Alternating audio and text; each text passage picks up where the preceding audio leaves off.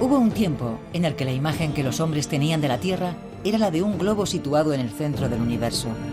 Habitaban 3 continentes, Europa, África y Asia. En ese contexto se va a desarrollar una de las aventuras más extraordinarias de la historia. En 1492, un hombre intrépido decide abrir nuevos caminos y extender las fronteras del mundo.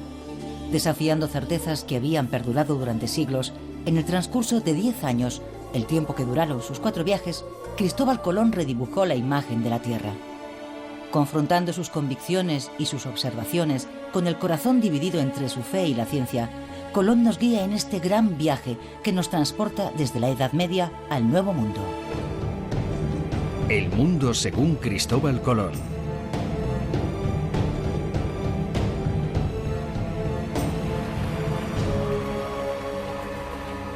Muy altos reyes. Desde muy corta edad empecé a navegar en el mar y he navegado hasta hoy. El propio oficio en sí mismo inclina a quien lo prosigue a desear conocer los secretos de este mundo. Hace más de 40 años que me dedico a ello. Todo lo que hasta hoy se ha navegado lo he recorrido. Recibí de nuestro Señor el espíritu de inteligencia. En la ciencia del mar me lo dio todo. Me dio manos para dibujar sobre la esfera las ciudades, los ríos, las montañas, las islas y los puertos, todo en su sitio exacto. El sitio exacto es la obsesión de Colón. Especificar los lugares situándolos en el mapa mundi. Nacido en Génova, Colón navega desde los 12 años en la marina mercante. Primero en el Mediterráneo y más tarde en el océano. Desde las costas de Europa en el norte hasta las costas africanas en el sur. Para este experto navegante y apasionado cartógrafo, el mundo que recorre es el descrito en la geografía de Ptolomeo, matemático griego de la antigüedad, cuya obra acaba de ser redescubierta. Para el hombre de finales de 1400, el mundo estaba compuesto por 3 continentes, Asia, Europa y África. Obviamente porque cuando Ptolomeo escribió su cosmografía, solo conocía esos 3 viejos continentes. Europa era el continente que mejor se conocía en la época, ya que era el que más se había recorrido, incluso en los tiempos de Ptolomeo. África termina al sur del desierto del Sáhara. Se sabía perfectamente que la Tierra continuaba más allá de la línea del Ecuador, pero en esa región fue bautizada como la Tierra Quemada, porque el sol ecuatorial golpeaba con tanta fuerza que todo estaba árido. Por eso se creía que allí solo podían vivir hombres deformes, monstruos y animales igualmente monstruosos. La parte oriental es un gran bloque de continente que termina en la famosa península de Malaca, que Cristóbal Colón buscará desesperadamente en su tercer y cuarto viaje. El mundo así concebido terminaba en China, que había sido descubierta por Marco Polo. Ptolomeo no creía en la existencia de otras tierras, convencido de que el mundo terminaba en los confines de aquel inmenso mar. Marco Polo escribió que la superficie de la India es inmensa y está llena de maravillas. Sus bosques son los más altos. En esas montañas habitan los pigmeos, que tardan 3 años en gestar una criatura y mueren con 8 años de vida. Hay hombres que solo tienen un ojo y otros son acéfalos y tienen los ojos en los hombros. Allí viven los macrobianos, hombres de 6 metros de altura que luchan contra los grifos, leones que tienen alas y garras como las águilas. Oriente agita la imaginación de Cristóbal Colón. Está fascinado por el libro de las maravillas de Marco Polo y por los cuentos de viajes escritos por el caballero inglés Juan de Mandeville, que hacen soñar desde hace siglos a los viajeros. Describen la India y China como tierras míticas, gobernadas por príncipes nobles y guerreros. Colón sueña con recorrer el mundo, pero es también un mercader. Sabe que Oriente es el gran mercado de donde provienen todas las riquezas del mundo, el oro, las piedras preciosas, las especias, riquezas que se habían vuelto inaccesibles. La ruta que permitió durante siglos los intercambios comerciales entre Europa y Asia permanece cortada desde hace 30 años, cuando Constantinopla, la capital del Imperio Bizantino, cayó en manos de los otomanos. En 1480, Cristóbal Colón, navegante genovés, va a buscar a los países más dinámicos de Europa, Portugal y España, los medios para llevar a cabo su proyecto. Marco Polo y Mandeville eran importantes para Colón, igual que Pierre de Illy y otros escritos que estaba leyendo para tratar de orientarse. Y ello en sí mismo es un hecho interesante y significativo. Colón era un navegante excepcional, eso lo sabemos. De hecho, probablemente una de las claves de su supervivencia es el hecho de que tenía unas cualidades extraordinarias como navegante.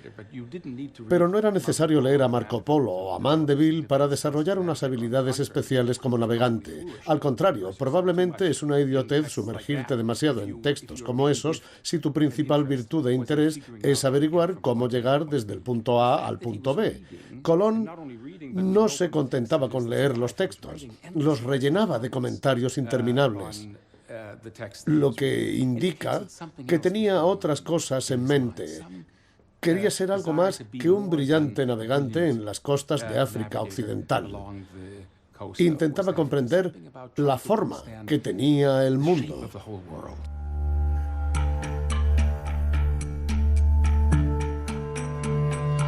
A finales del siglo XV sigue existiendo un gran desconocimiento.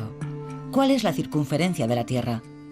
Los matemáticos griegos de la antigüedad la habían calculado con exactitud, pero en 1492 sus trabajos aún no habían sido redescubiertos hasta que Martin Behem, un cartógrafo alemán, dibuja su globo terráqueo que reúne todos los conocimientos de la época.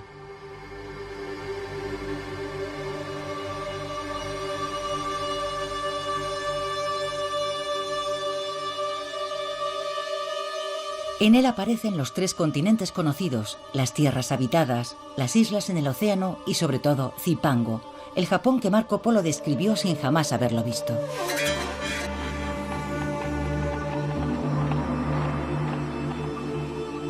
Es esta bola del mundo sobre la que Colón proyecta su expedición. Su propósito es llegar al extremo oriente, a China y a la India pasando por el oeste, siguiendo una dirección que nadie ha osado jamás tomar.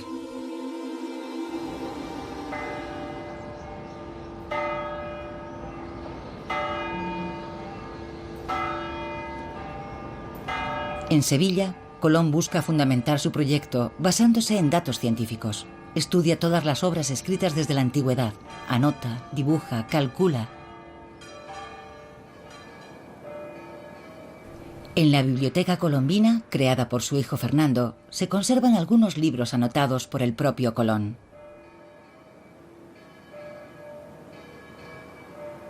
Incluye peculiarmente una carta copiada por su mano del físico Paolo Toscanelli que apoya su proyecto. Lo que es interesante de este libro es que una vez, esto sería evidentemente el libro terminado de Eneas Silvio, y después Colón le añade un cuadernillo de folios escritos por él.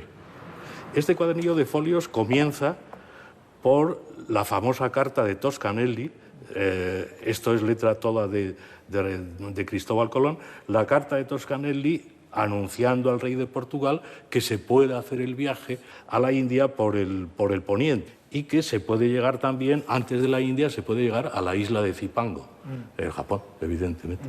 Ese Zipango mítico del que había hablado Marco Polo en el Milione. Cuando estudia la geografía de Ptolomeo, Colón descubre en el libro una cita con los cálculos de otro matemático griego del siglo II, Marino de Tiro. Su medición de la circunferencia de la Tierra es todavía más pequeña que la calculada por Ptolomeo. Debido a que esa tierra más pequeña encaja mejor en su proyecto, el navegante genovés traza a partir de los cálculos de Marino de Tiro su ruta hacia Oriente. Desde Lisboa a Occidente hay 26 grados, cada uno de los cuales equivale a 250 millas. Esa distancia representa casi una tercera parte de la circunferencia terrestre hasta la nobilísima y gran ciudad de Quinsay, de la que se cuentan cosas maravillosas. Es de todos conocido que Colón calculó mal la circunferencia de la Tierra y su cálculo de la superficie de Asia era también erróneo. Por eso sus estimaciones de la distancia que debía recorrer estaban equivocadas en varios miles de kilómetros, pero si no hubiera cometido esos errores, Colón jamás habría emprendido su viaje. De hecho, hoy sabemos que la gente y los intelectuales de la corte del rey de Portugal y de la corte del rey y la reina de España rechazaron el proyecto de Colón. Y no lo rechazaron porque pensaran que la Tierra era plana o por las leyendas del siglo IX. Lo rechazaron porque los cálculos matemáticos demostraban que Colón había cometido un error monumental en cuanto a la circunferencia del globo y que él y su tripulación corrían el riesgo de morir. Sus embarcaciones no podían transportar el alimento suficiente para un viaje tan largo. Sus temores estaban justificados, ya que Marino de Tiro había cometido dos errores. El primero era considerar que Europa, África y Asia ocupaban 225 grados, cuando hoy sabemos que los tres continentes ocupan solamente 130 grados. Las masas terrestres son, por tanto, proporcionalmente más pequeñas en la realidad que en el globo de Behaim, y la superficie marina mucho más grande. El segundo error de Marino de Tiro estriba en que, según sus estimaciones, la Tierra tiene 30.000 kilómetros de circunferencia, cuando en realidad tiene 40.000. La distancia que separa Europa de la India es, por tanto, 3 veces superior a la que imaginaba Colón.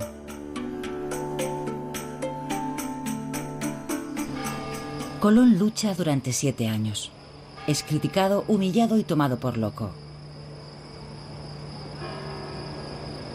Sin embargo, consigue convencer a los reyes católicos Fernando e Isabel de España para que financien su proyecto.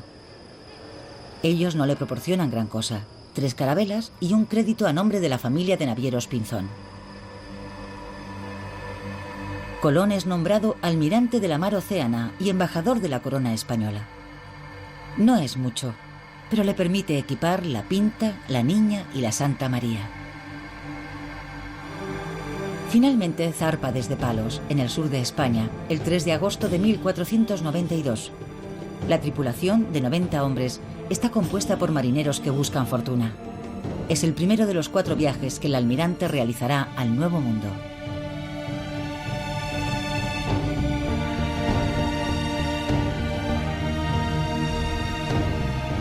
Primer viaje 1492-1493, llegar al este por el oeste. El primer viaje de Colón abre una nueva ruta a través del océano que hoy llamamos Atlántico. Todos los navegantes que se han lanzado posteriormente a la gran travesía reviven su aventura.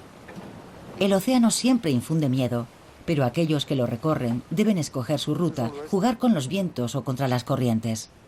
Marc Tixelin, patrón de regatas de alta mar, lo ha atravesado más de 20 veces.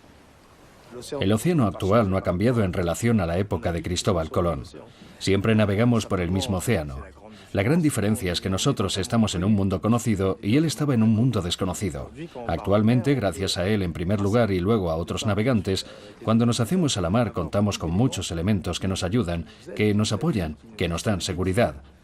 Y el trabajo que él tuvo que hacer para conseguir financiación para sus viajes y para convencer a los hombres para que lo acompañaran fue colosal.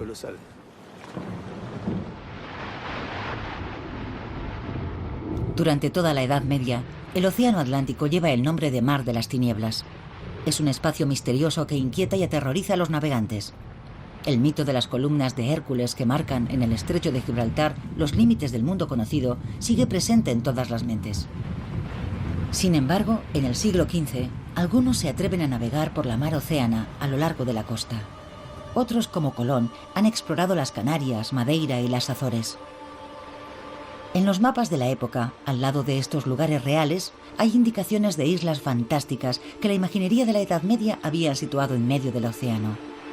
Brasil, Isla Redonda y Roja, San Brandán, en nombre del legendario monje irlandés, y Antilla, dibujada con forma de bandera y asociada al mito de la Atlántida.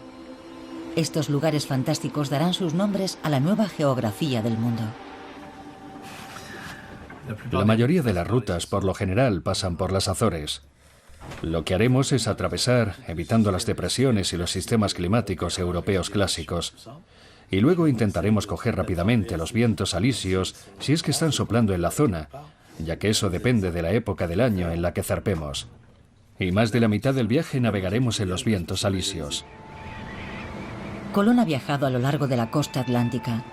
Navegante bien informado, ha aprendido a utilizar los vientos que descienden hasta el Golfo de Guinea. Pero es el primero en tener la audacia de seguir los alisios, los vientos regulares que atraviesan el océano en dirección oeste y que hoy día siguen utilizando todos los navegantes.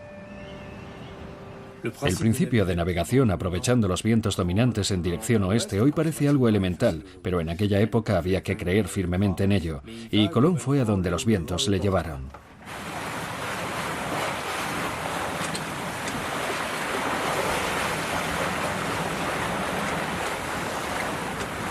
A la tripulación de Colón le preocupa la fuerza y la regularidad de estos vientos. Temen no poder remontarlos al regresar. En aquella época no tenían forma de saber cuándo iban a soplar los vientos alisios y aún seguimos estudiándolos hoy en día. Dependiendo de las condiciones climatológicas, si viramos un poco hacia el norte o un poco hacia el sur, notaremos la diferencia de fuerza en los vientos alisios.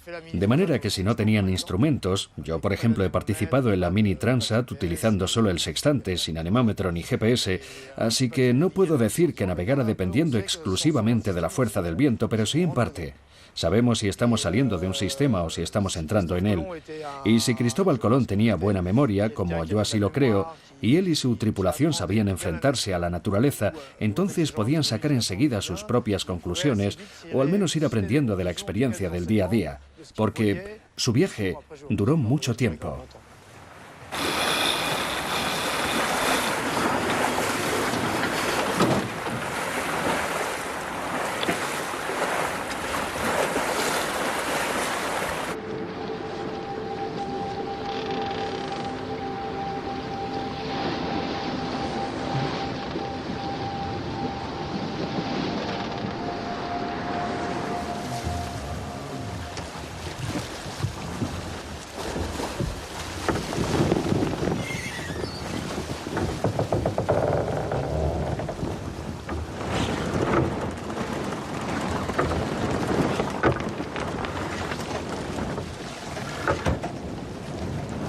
La duración del viaje, la fuerza de los vientos o por el contrario su ausencia asusta a la tripulación de Colón. Pero otros terrores asaltan también a los marineros.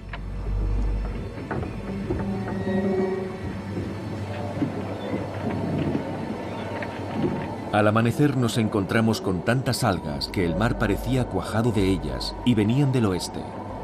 Y como sabemos que el miedo hace imaginar las peores cosas, los marineros temían encontrarse con una capa tan espesa que no permitiera avanzar a las naves.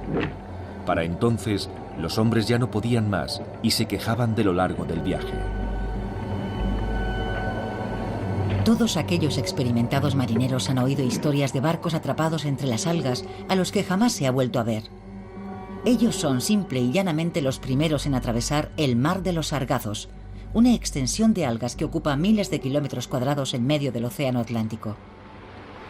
Las tres carabelas consiguen, sin embargo, atravesarlo, y entonces el viento comienza a soplar de nuevo. Ciertas señales reconfortan a aquellos avezados marineros. Algunas aves se acercan al encuentro de las carabelas, ramas y juncos verdes flotan alrededor de las naves. Después de tan solo 33 días de navegación hacia lo desconocido, una isla se perfila en el horizonte, la noche del 11 al 12 de octubre de 1492. Aunque los marineros bailan de alegría, para Colón no constituye ninguna sorpresa.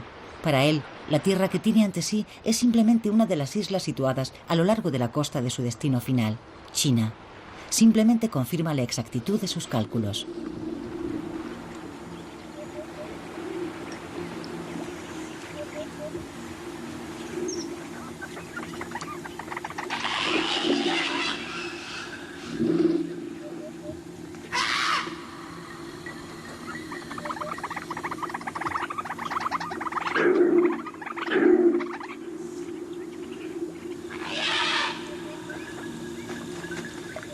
Todos los hombres que vi eran jóvenes, ninguno pasaba de 30 años.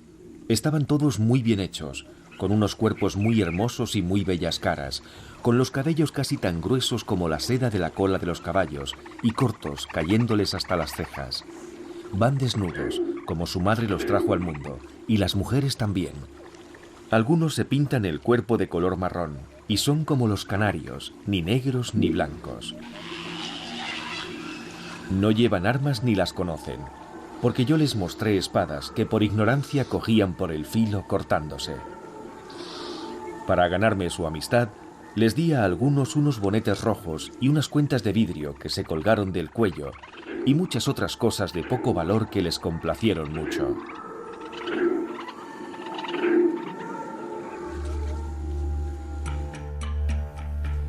La forma del archipiélago que encuentra Colón refuerza su idea de que se trata de las islas que rodean Zipango, el Japón de Marco Polo, representadas en el globo terráqueo de Behaim.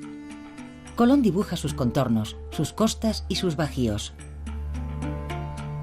Toma posesión del territorio en nombre de la corona española y las bautiza con los nombres de San Salvador, Fernandina y Santa María de la Concepción. Estas islas forman actualmente parte del archipiélago de las Bahamas. Por un lado, se trata de un hombre que tiene un pasaporte, documentos y cartas. En ese sentido, él entiende que lleva esos documentos de su soberano al Gran Khan, al soberano de otro mundo diferente. Normalmente, cuando haces eso, cuando una persona desembarca en otro reino, no empieza de inmediato a rebautizar todo aquello con lo que se encuentra. Y sin embargo declara el lugar posesión del rey y la reina de España. Por tanto, Colón debió pensar que había llegado a una región apartada, extraña, que no estaba defendida, al ver que sus habitantes estaban indefensos. Se trataba de un grupo de islas sin defensa y Colón debió pensar que podía tomar posesión de ellas para él mismo o para sus patrocinadores reales. Para él, el control de aquel territorio representaba un punto estratégico para un encuentro que se auguraba mucho más complicado con las fuerzas de Japón, Zipango y el Gran Khan. A medianoche levé anclas para ir a la isla de Cuba, que por lo que he oído a los indios es muy grande, tiene un gran comercio y está bien provista de especias. Si es como me han dicho los indios, se trata de la isla de Zipango, de la que se cuentan cosas maravillosas, y que de acuerdo a las esferas, las pinturas y mapamundis que he visto, está situada en estos parajes. Cuando descubre Cuba, Colón piensa en principio que es Zipango. Pero al continuar navegando hacia el sur, se encuentra con otra isla que los indios llaman Cibao, y es también muy grande y está muy poblada. La bautiza con el nombre de la Española. Es actualmente Haití y la República Dominicana. Al descubrir esta isla, Colón cambia de opinión. La Española es entonces Japón y deduce que Cuba es el extremo de la parte continental de Asia.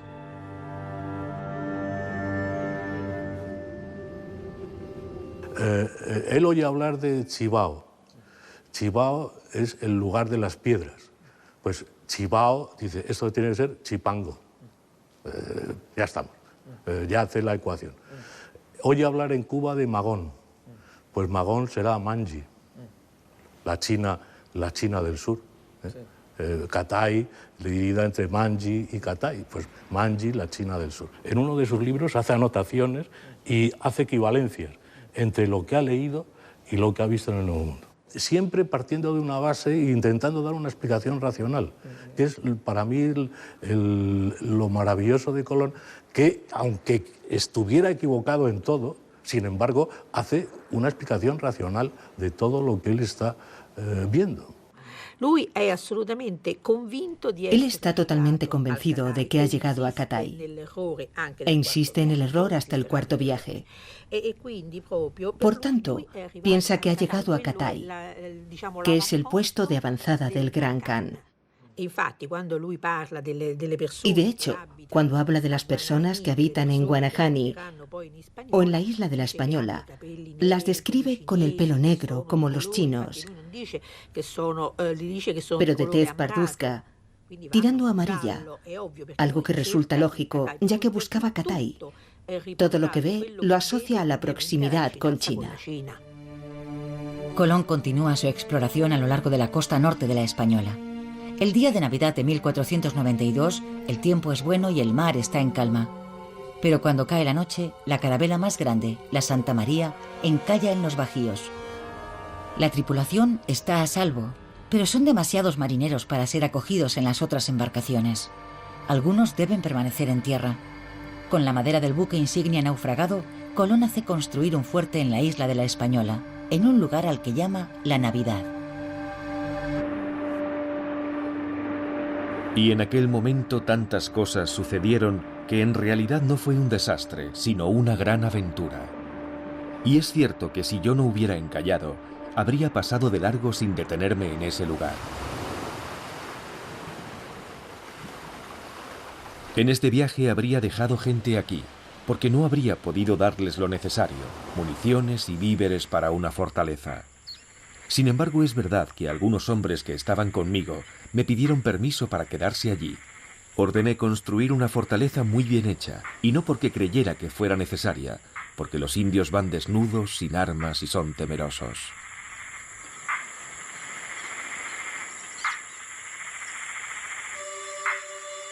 Armados con fusiles de pólvora que aterrorizan a los indios, 39 españoles se establecen en el fuerte de la Navidad.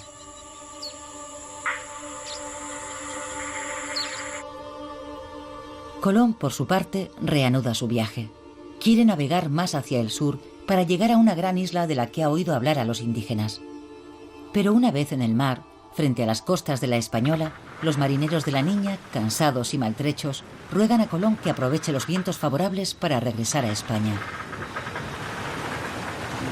Señor, porque sé que os regocijaréis de la gran victoria que Dios me ha concedido en mi viaje, os escribo esta carta, por la cual sabréis cómo en 33 días llegué a las Indias con la armada que vuestras ilustrísimas, rey y reina, me dieron, donde hallé muchas islas habitadas por innumerable gente, y cómo tomé posesión de todas ellas.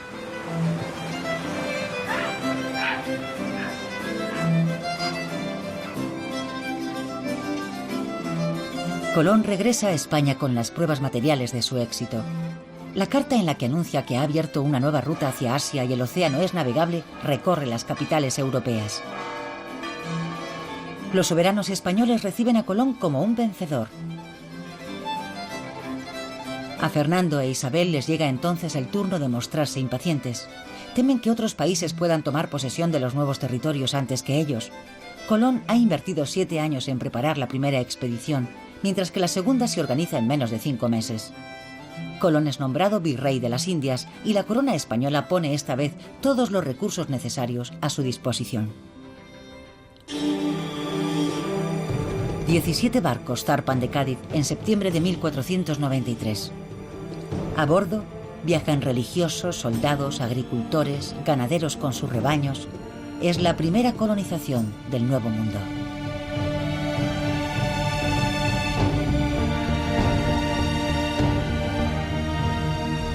Merced a las indicaciones de los indígenas y a los datos obtenidos durante su primer viaje, Colón traza un rumbo sudoeste que lleva a sus carabelas hasta las Antillas Menores. Segundo viaje 1493-1496 con destino a las Indias. Colón arriba a las costas de Guadalupe, pero pronto tiene que volver a zarpar para reunirse con los hombres que ha dejado en la Española y han fundado una colonia allí. Navegué a lo largo de la costa de la Española hasta Montecristi. Vi que la gente que había dejado en el fuerte de la Navidad había caído en la discordia. Algunos se habían matado entre ellos, otros habían muerto por enfermedades contraídas por frecuentar a las mujeres, y otros habían perecido por represalias de los indios. Todo estaba destruido y calcinado. Si bien reconozco que la culpa de lo ocurrido fue de ellos mismos, el suceso es muy doloroso para mí y me causa gran aflicción.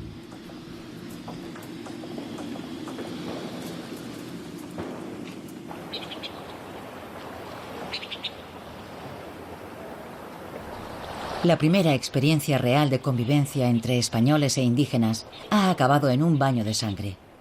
Ha puesto de manifiesto la codicia de unos y la capacidad de resistencia de los otros. Los indios no son los seres dóciles e ingenuos que Colón había creído encontrar. Se ve asaltado por las dudas y teme por la misión real que se le ha encomendado: supervisar el asentamiento de los 1.200 colonos españoles que le acompañan. Colón no pretende convertir a la población local. Quiere tomar el control. Solo intenta comprender y negociar, en un contexto difícil, con una población de la que ignora la lengua y las costumbres, y cuya cultura no comprende en absoluto. Su principal objetivo es sobrevivir a ese encuentro y sacarle el mayor provecho posible. Y lo que interesaba a Colón por encima de todo no era la religión, sino los metales, concretamente los metales preciosos. La tierra del Nuevo Mundo rebosaba de oro, y por desgracia, a ojos de los europeos, el oro constituía la más valiosa de las riquezas. Y así fue como comenzó todo.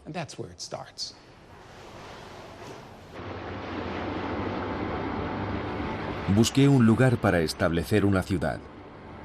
Finalmente, no en un puerto cerrado, sino en una gran bahía, construimos la Isabela. El nombre indígena de esta tierra es Cibao, que en nuestra lengua significa lugar cubierto de piedras. Es una provincia inmensa y densamente poblada. El aire es suave, el más templado que pudimos encontrar. Hay gran abundancia de oro, pero no en los ríos, sino más bien en las laderas de las colinas y en las montañas.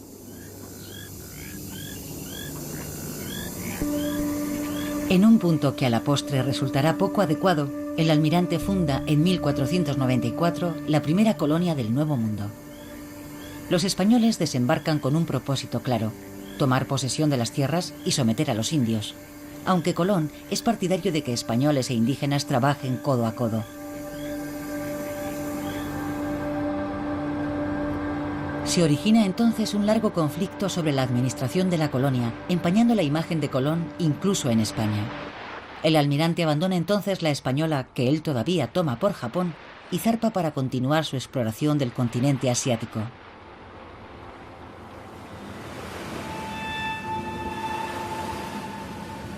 Navegué en dirección a Cuba con la intención de seguir la costa que había dejado en mi primer viaje, hasta el momento en que pudiera averiguar si se trataba de una isla o de tierra firme. Iba en busca de una provincia llamada Manji y eché el ancla cerca de un gran poblado cuyo jefe me conocía, ya que había oído relatos sobre mi primer viaje. Le pregunté si esta tierra se extendía hacia el oeste.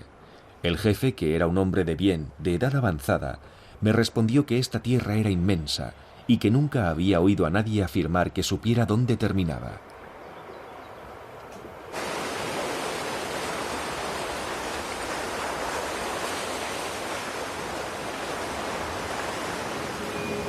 A Colón le habría bastado continuar su rumbo durante unas pocas millas más para descubrir que Cuba es en realidad una isla.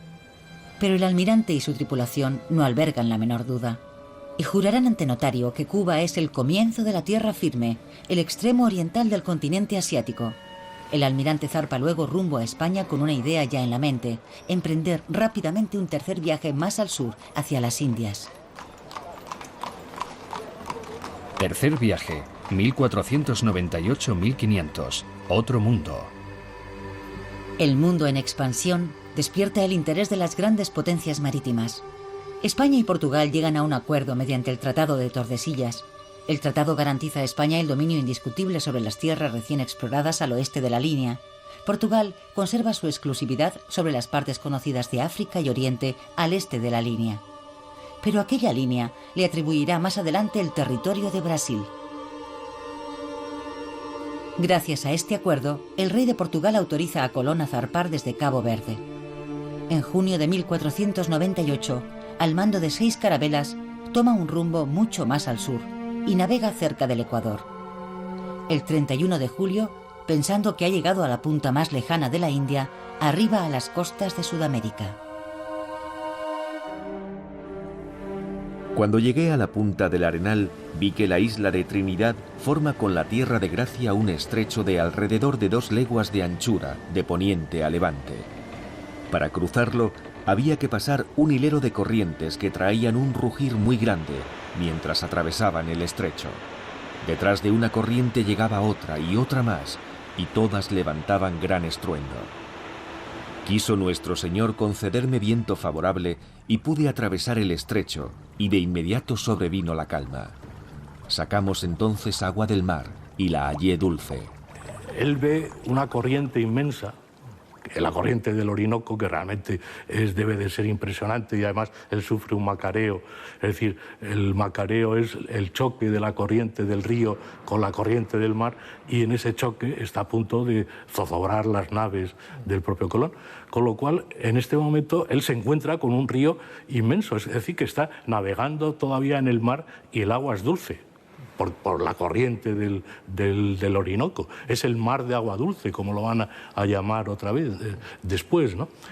Con lo cual, esa corriente, ese río inmenso, ¿de dónde viene?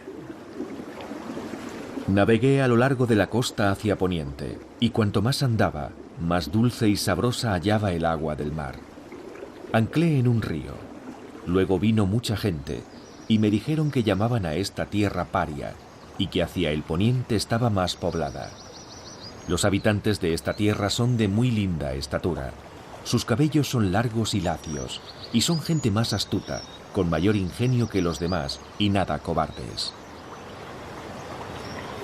Jamás he encontrado un escrito latino o griego que diga de una manera precisa en qué lugar de este mundo se encuentra el paraíso terrenal. Estoy convencido de que el paraíso terrenal está allí, donde no puede llegar nadie, salvo por voluntad divina. Creo que esta tierra será inmensa y que habrá muchas otras de las que jamás hubo noticia. A Colón le asalta una duda enorme. ¿Qué es lo que ha hallado? ¿Un nuevo continente? Sin embargo, solo hay 3 continentes. No puede haber un cuarto. Pero si no es un cuarto continente, ¿qué es lo que ha encontrado? Colón recurre entonces a los conocimientos cartográficos medievales para formular una respuesta. Se trata, según él, del paraíso terrenal. De acuerdo a la cartografía medieval, el paraíso terrenal estaría situado en Oriente y las aguas de 4 grandes ríos brotarían de él: el Indo, el Ganges, el Tigris y el Éufrates. A veces se cita un quinto río, que podría corresponder al Orinoco, el río que Colón acaba de descubrir. Así que el hallazgo de toda esa extensión de agua dulce es lo que le hace pensar que ha encontrado el paraíso terrenal. Si el paraíso terrenal, que está perfectamente reconocido y aprobado por la doctrina cristiana, se encontrase realmente allí, sería la prueba de que él no es un hereje. No podía tratarse de otro continente. Según su concepción geográfica del mundo, no podía existir un cuarto continente. Ante el descubrimiento de este inmenso territorio, cuya existencia no recoge ni la Biblia ni la geografía, la razón de Colón se tambalea. ¿Cómo puede un ser humano acercarse tanto al paraíso terrenal a menos que haya sido elegido por el mismo Dios?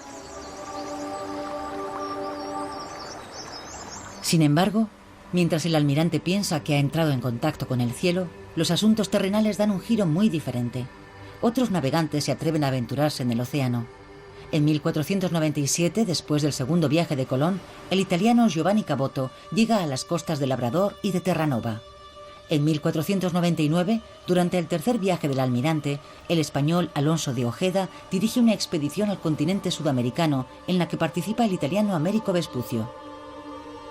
Y en 1500, el explorador portugués Pedro Álvares Cabral descubre las tierras de Brasil, justo cuando Colón, que no consigue integrar los territorios del Orinoco en su geografía, deja el continente sudamericano y regresa a la Española. Pero al llegar allí, se encuentra con una auténtica revuelta organizada contra él. Los colonizadores españoles le acusan de dejar de lado sus intereses, anteponiendo la exploración de nuevos territorios a la gestión y la administración de la isla. Los soberanos han enviado a un nuevo gobernador. Este detiene al almirante y le lleva de regreso a España encadenado. Humillado y despojado de su título de virrey, Colón viste la túnica franciscana. Y aunque nunca ingresa en la orden, llevará el hábito hasta el final de su vida. Cantad al Señor un cántico nuevo y pregonad sus alabanzas de un confín al otro de la tierra, vosotros que recorréis el mar y todo lo que hay en él, las islas y los moradores de las mismas. En las postrimerías del mundo vendrá un tiempo en que la mar océana liberará las amarras de las cosas y una gran tierra se abrirá.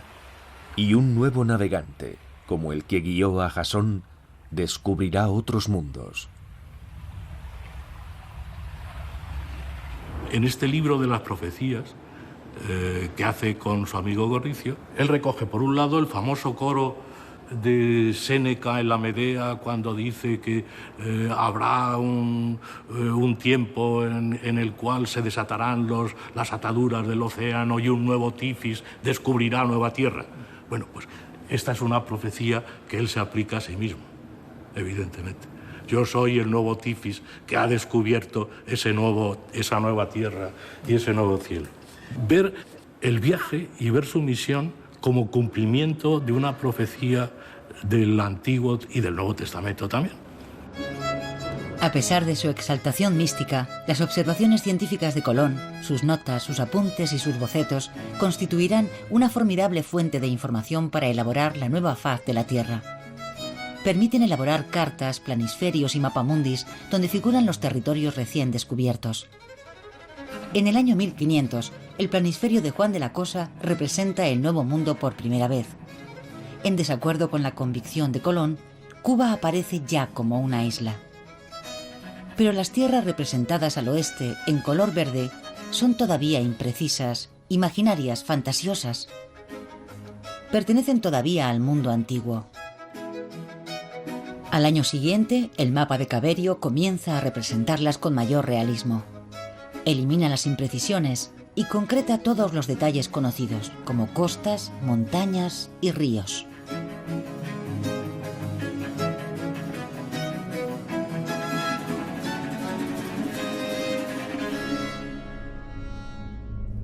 Colón es un alma atormentada. Su obsesión es irrefrenable. Debe llegar a las Indias por la ruta occidental. La idea de un estrecho que conduciría directamente a Asia le persigue. La ruta aparece trazada en su mapa del mundo. La península de Malaca, descrita por Marco Polo, China y finalmente la India. Pese a haber caído en desgracia, los reyes Fernando e Isabel nunca han puesto en duda su capacidad como navegante. Tras pasar un año consumido por la impaciencia, Colón logra persuadirles para que le proporcionen los barcos, los hombres y los víveres necesarios para su cuarta expedición. El almirante está a punto de cumplir 50 años. Cuarto viaje, 1502-1504, en busca del estrecho. Desterrado de la Española y obsesionado por la búsqueda del estrecho que conducía a la India, Colón llega a la costa de la actual Honduras el 14 de agosto de 1502. Navega sin descanso a lo largo de la costa durante 48 días, pero se ve sorprendido por un terrible huracán. La tormenta era terrible. Nunca unos ojos vieron una mar tan alta, tan terrible y llena de espuma. El viento nos impedía avanzar y ni siquiera nos dejaba la oportunidad de correr hacia algún cabo. Allí me detenía, en aquella mar hecha sangre, que hervía como caldera en un gran fuego. Jamás se ha visto un cielo tan espantoso. Un día con su noche ardió como un horno. Y tal era el fuego que arrojaban sus rayos, que a cada instante miraba yo si no se había llevado mis mástiles y mis velas.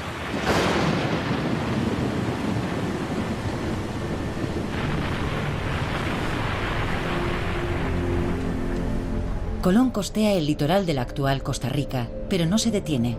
Solo cuando entra en las lagunas de Panamá, el almirante ordena a sus chalupas atracar en una gran bahía cerca de la región de Veragua. Está convencido de que ha llegado al estrecho. Es sin duda el momento más trágico de toda la aventura colombina. El almirante está persuadido de que detrás de esta lengua de tierra hay otro océano. Pero a pesar de realizar numerosas tentativas, no consigue encontrar el pasaje. Sin embargo, su intuición es acertada. Se encuentra en el lugar exacto donde 400 años más tarde se abrirá el Canal de Panamá. Así que allí, el sueño de Colón se hizo añicos. El marino está exhausto por los viajes, se encuentra enfermo, sufre de gota y padece una infección ocular grave. A pesar de su agotamiento, consigue hacer partir a sus 2 restantes carabelas de la bahía de Panamá. Al cruzar el mar Caribe, la tripulación se ve envuelta en otra tempestad.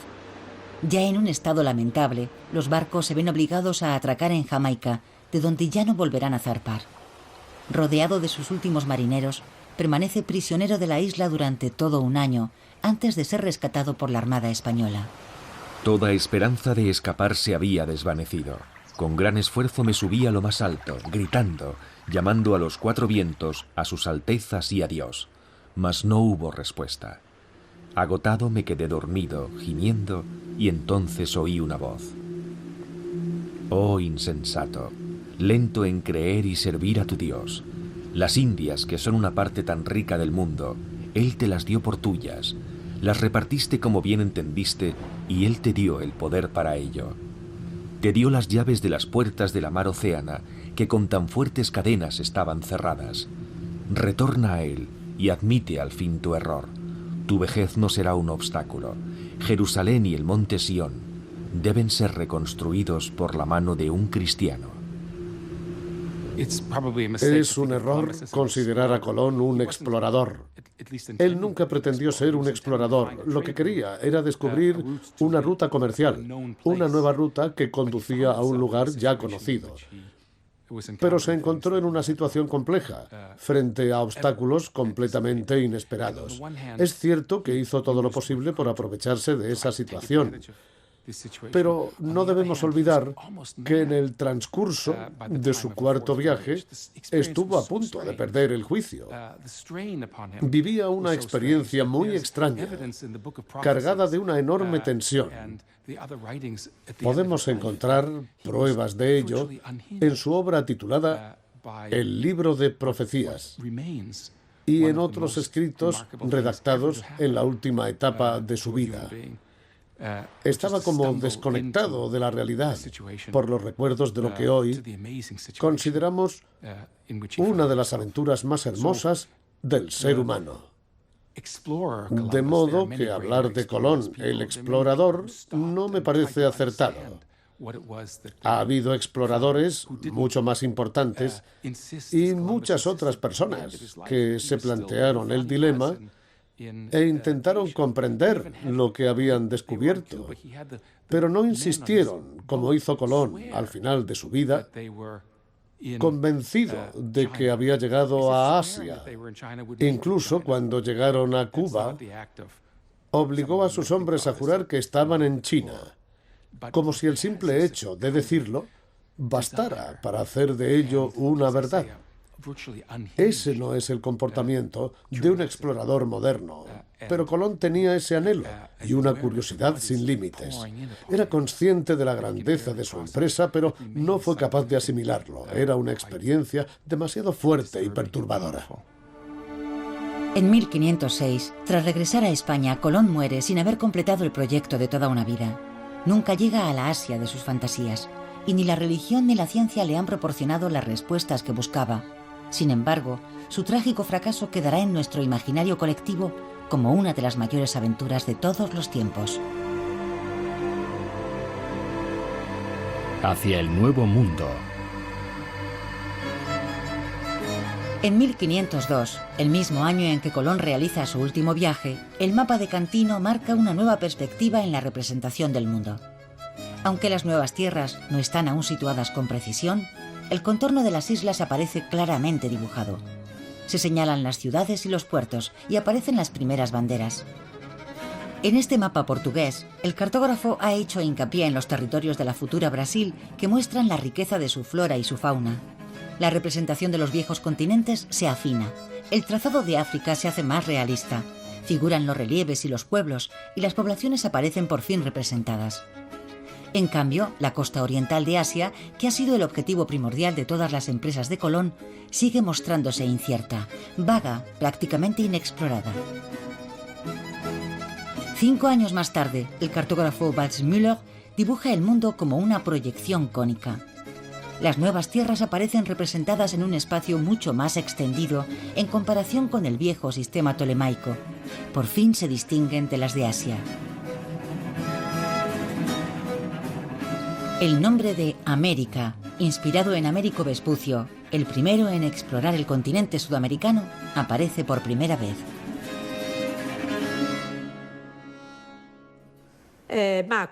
Este planisferio de 1507 es el más antiguo que tenemos de la época tolemaica, donde se representa el mundo con sus 3 viejos continentes, pero con una África que ya se parece más a la que conocemos hoy. Y sobre todo, un nuevo continente, un nuevo mundo que Valsmola, el cartógrafo, bautizó con el nombre de América. Estamos en 1507. La única parte conocida es la descubierta durante el tercer y cuarto viaje de Colón, por los viajes de Martín Alonso y de otros españoles en el norte, y por los viajes de Cabral y de Vespucio a Brasil. Esta parte del mundo se convertirá a partir de entonces en la América portuguesa. Habrá que esperar hasta 1523 para que Giovanni Vespucio, sobrino de Américo, dibuje un mundo atravesado por doquier por intrépidas carabelas. Las expediciones marítimas se multiplican, alejando lo misterioso y lo desconocido. Y la costa sur del Istmo de Panamá, la que Colón no pudo franquear, se representa con gran precisión. Y al atravesarlo, se descubrirá otro océano al oeste de estas nuevas tierras. Hoy lo conocemos con el nombre de Océano Pacífico. En el atlas dibujado por Cabot en 1540, la nueva geografía del planeta se hace más rotunda y el continente americano asume el lugar que le corresponde. Sus contornos toman forma, sus relieves se marcan y sus espacios se pueblan, a pesar de que las zonas aún inexploradas se designan como terra incógnita. El nuevo océano, que entonces todavía se le conoce como el Mar del Sur, empuja las viejas tierras de Japón y Asia hacia el extremo oeste del mapa. No subsiste la menor duda, el Nuevo Mundo es una entidad totalmente separada del continente asiático. Pero habrá que esperar hasta finales del siglo XVI para que sea finalmente considerado y representado como un continente en sí mismo.